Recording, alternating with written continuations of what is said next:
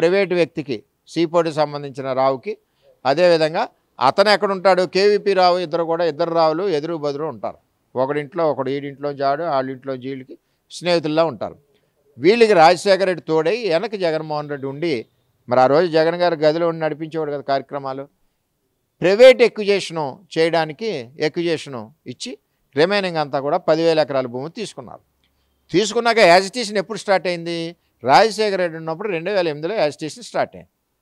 2012లో చంద్రబాబు నాయుడు ఏరువాక్ చేయడానికి వచ్చాడు రైతుల పక్షాన్ని.